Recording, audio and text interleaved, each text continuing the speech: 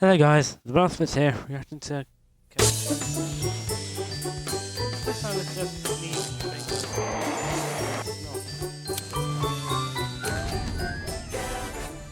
Kevin, as well the Yeah, root the of your girls are disguise. Ach du Liebe! Kevin, I've been thinking of your brief marriage to the prostitute when you were 16, as well as the relationship you had with your mother growing up.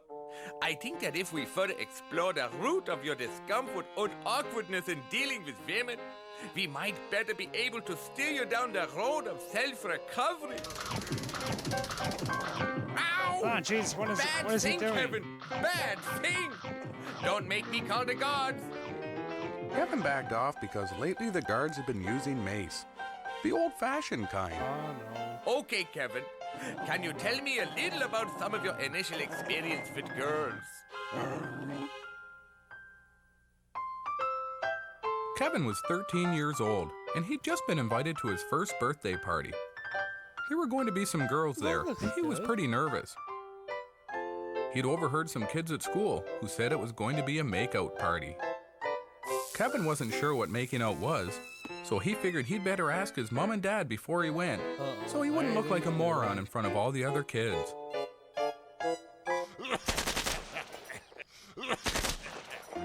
Kevin waited until his dad had to reload before he asked him how to make out. Kevin's dad wasn't sure what to say. This was the first of the boy's formative life experiences that he hadn't slept through. He decided to give Kevin the loving guidance of his years of experience. First you go downtown and pick a hooker. Then you do it. But make sure you do it before you pay. Otherwise she'll just call her pimp and have him work you over a bit and rip you off. That's how your Uncle Phil got the big scar on his head. Kevin asked what you should do if the girl you were going to make out with wasn't a prostitute. Helps to get her loaded. Just don't pick a girl who holds her booze like your old lady.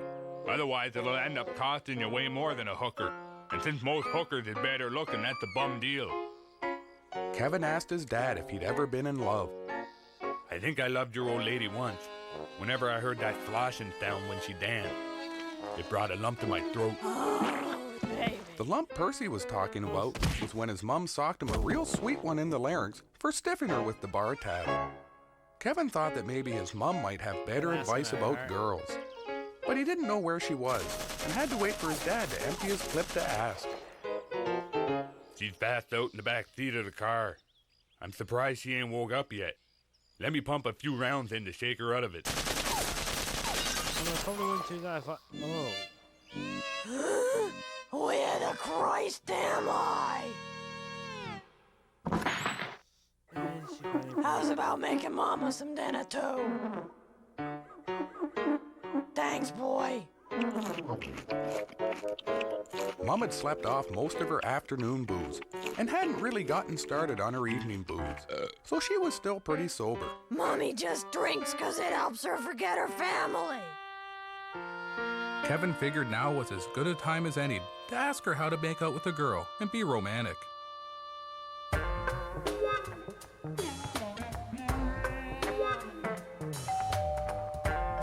Who is it? Special delivery. I really like the flower arrangement, but I'd love to check out your gift basket.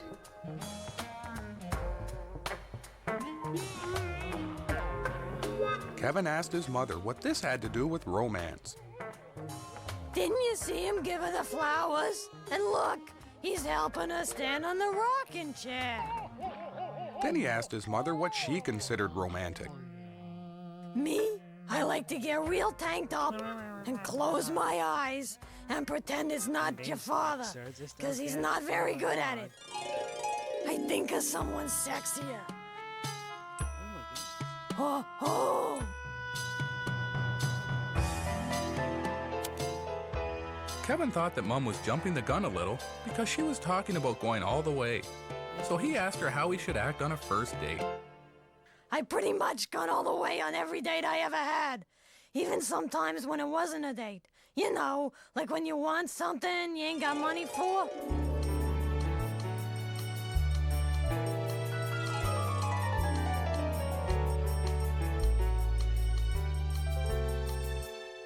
but don't go too quick. And put a coat down so as you don't wreck the car seats. Kevin was pretty sure that what his mom and dad were telling him was wrong.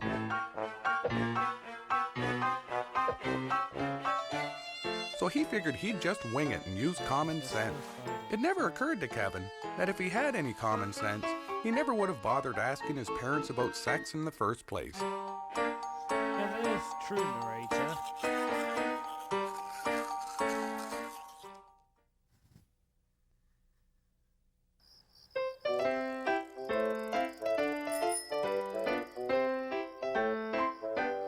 Kevin's stomach was full of butterflies and cough syrup.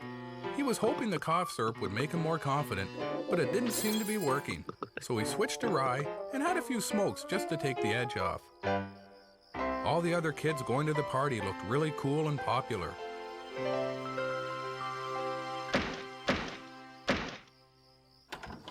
Hi, you must be one of David's friends. All the other kids are down in the rec room. David's dad was real nice because he was a recovering cross-addicted substance abuser who acknowledged a higher power and accepted life's obstacles. This is a no-smoking house, you little freak. Kevin didn't much like David's mom. He figured she could benefit from a good kick in the ass. Tell her to kick your ass, boy.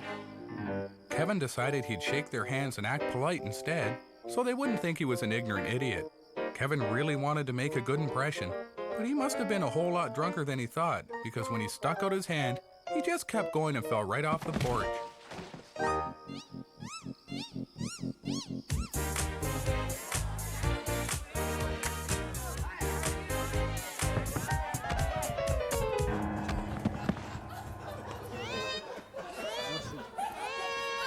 All the kids sure looked like they were having fun dancing. Kevin really wanted to join in, but he was pretty sure things wouldn't work out the way they did in his head. So he just stood in the corner drinking. That was the kind of thing that made a lot of sense to Kevin. Kevin didn't like to do a lot of things without smoking, especially drinking. So he figured he'd sneak into the laundry room and have a few. When Kevin came back out, the music had stopped and everyone was sitting in a circle around a bottle. When Kevin asked how you played, all the girls giggled, and some of them pointed at him. Kevin figured he'd better laugh along with them so they wouldn't think he was mentally retarded. All you do is spin the bottle. When it stops spinning, you have to kiss whoever it's pointing at.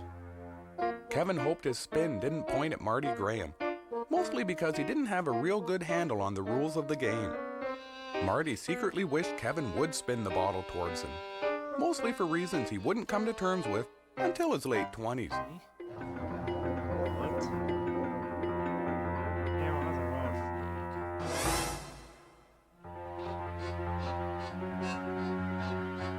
Slipper the tongue spin, sir. I'd puke for sure. Kevin thought his first kiss had gone pretty well. It was his turn to spin the bottle, but before he could, From now on, the two people have to go in the closet together for 5 whole minutes. Kevin didn't like closets because he had to sleep in one for 5 years when he was a kid because his parents had rented out his room to some prostitutes. But he figured he'd smile and nod his head so all his new friends wouldn't think he wasn't cool. Kevin remembered what David's mom had said, and he was pretty nervous. He didn't know how to make the first move.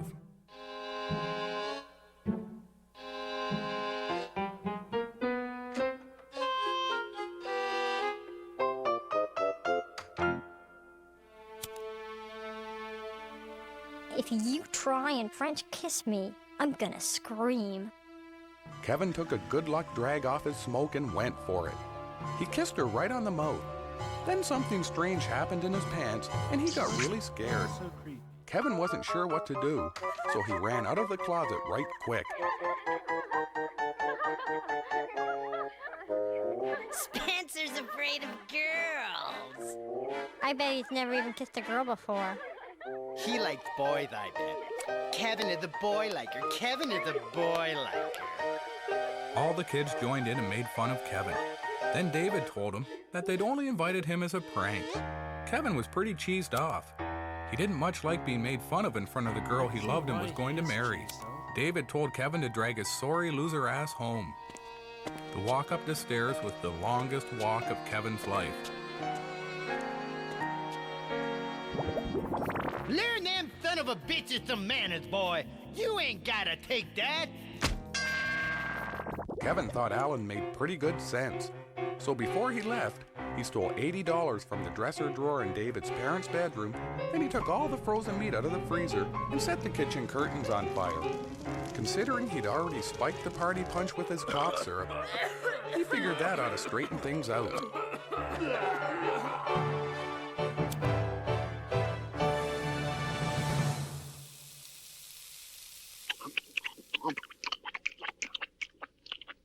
That's good effing meat, boy. Too bad you ain't never been that good a provider. Put a lid on it, Porky. Shut your goddamn face, you stupid bastard! Kiss my ass, you ugly slob. Is it just me, or are they always doing Mr. Franklin and Warden Rifkin thought it would do Kevin some good to learn a trade. Kevin didn't figure it made a whole lot of sense, since he was doing life, and because if he ever did get out, he was pretty sure no one would give him a job anyway, because he was an alcoholic sociopath who liked to steal things. All the prison officials were worried, because they didn't want Kevin doing anything that involved tools or machinery. They'd all learned the hard way to keep sharp things and blunt instruments out of Kevin's reach. About the only job that left for Kevin was working as the prison librarian. That ain't no job for a man.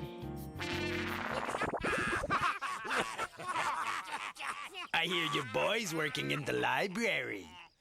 He ain't fruity. You find most of your librarians as women. You'd best think about straightening out your boy, Percy. Percy tried to defend his son as best he could, but the only book he'd ever seen is the one the police threw at him before locking his white trash ass away. Uncle Phil was doing time for robbing the orphans fund, and even he figured Kevin was giving the Spencers a bad name. He ain't never had no girlfriend, so it might just be that he is. His head just broke is all. He don't know no better. It's your job to teach him. Keep your effing nose the hell out of my family business. Punch him in the face, Percy! Jesus, I think he's dead. Let's get out of here. Kevin thought being a librarian was a pretty easy job, especially since he didn't give a damn about putting books back where they were supposed to go or keeping track of who took a book out. And besides, Kevin had decided that reading would be his new favorite hobby, at least for a while.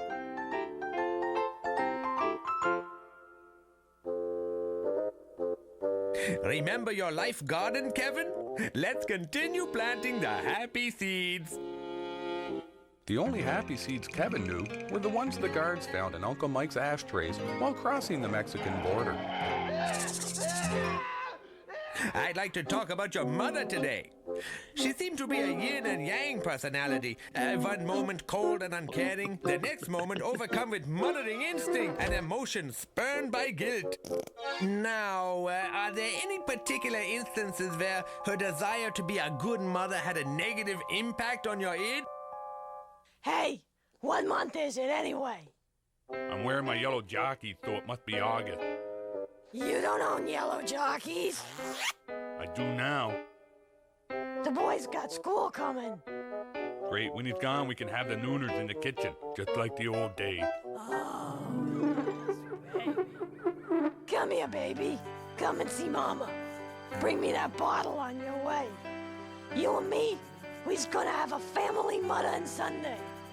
I'm gonna take the boy to get school clothes. We ain't got no money for clothes. Mama won bingo last night. We're sitting sweet, baby.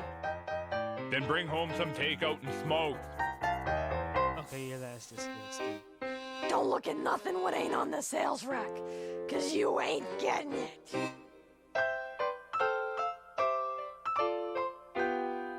Nah, too parole officer-ish. Nah, looks like you fouled your pants or something. Oh, God, no. That's way too fruity. Jesus, Lord, you look like a little freak. Hey, everybody, look how dumb my boy looks. Kevin didn't much like shopping for school clothes. He liked it even less when a bunch of his classmates walked in and saw him. Everyone pointed and laughed. Kevin thought that was unfair, so he took one of the kids from school aside and explained how he felt to him. Kevin was pretty sure none of the kids would ever laugh at him again. Oh yeah, he'll wear it home. Wait till the old man sees this. He'll piss himself laughing. Come on, boy. Hey, look at my boy's clothes. Funny, ain't they? Kevin had hoped Alan would step in and help him out, but his imaginary friend wasn't of much use. Don't he look dumb? Sing us a song, Shirley Temple. Hey, you forgot to take out and smokes. I ain't your slave, you dumb slob. Up yours, cow. My head.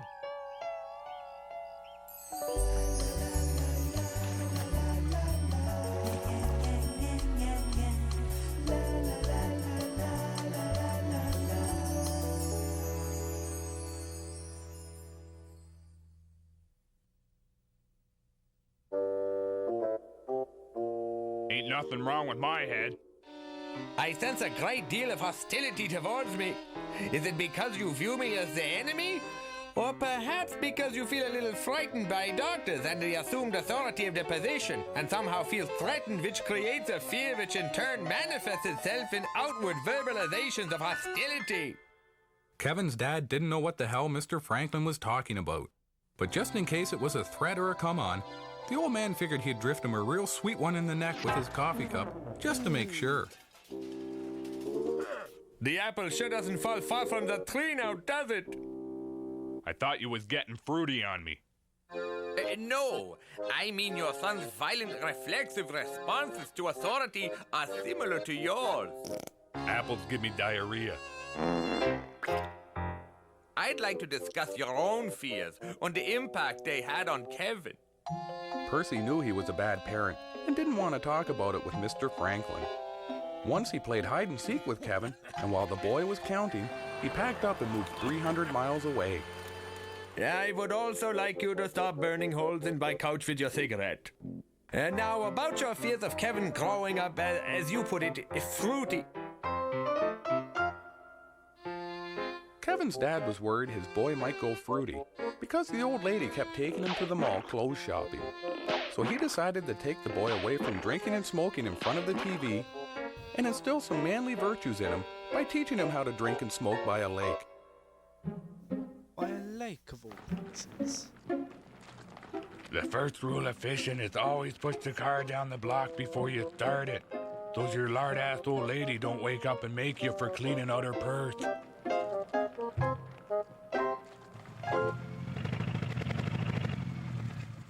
Okay, boy. Go through all the garages that ain't locked until you find us some fishing poles. Don't be shy about taking booze if you find any. Daddy'll wait here. Go, boy, go!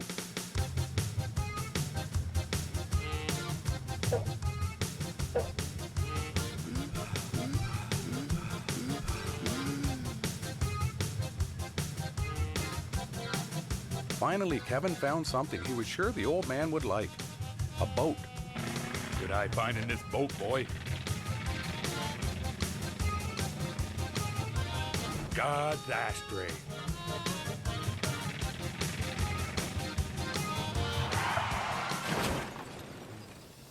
Hump this cooler down to the lake, then go find some damn worms.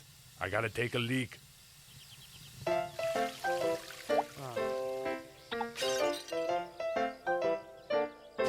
Like, we didn't need to know that.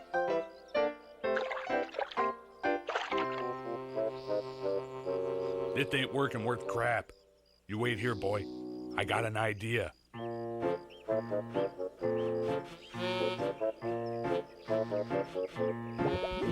Why don't you drink faster so you and me can take a little fun ride in your fractured head? Kevin figured that would be a whole lot more fun than fishing, so he banged back a few quick ones of gin and threw in some cough syrup just to smooth out the edges. Kevin figured that ought to straighten things out.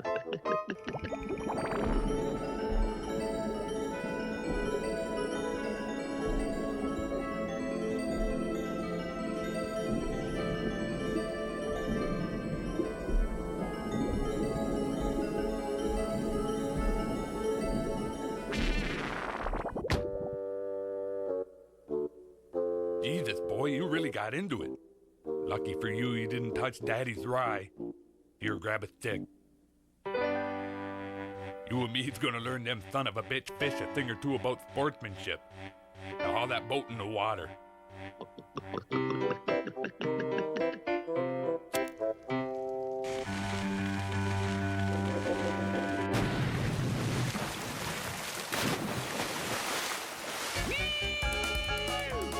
Give her, boy!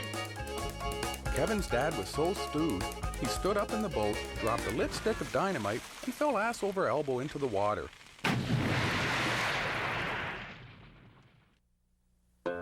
Kevin's dad flew almost 100 feet before he landed in a tree. Jeez. Unfortunately, the tree was already burning from a brush fire started by Percy's smoke. So it toppled over, sending him through the roof of the nearby hillbilly shack, where he was beaten and sodomized for hours. That was the kind of thing that would have upset most men, but because Percy had been in and out of prison so many times, it was pretty much business as usual. A few hours later, Kevin found his dad in a nearby ditch. And that's what fishing's all about, boy. Come on, let you and me find something more fun to explode. Fishing style, well, flying Now. 100 feet through the air. Take the wheel, Kev. I got some blowing up to do. Hard left, boy. Don't spill no booze.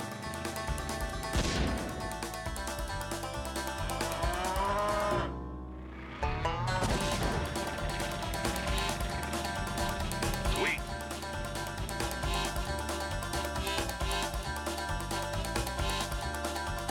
Oh, dear. Well, that was a weird episode. Bye, everyone.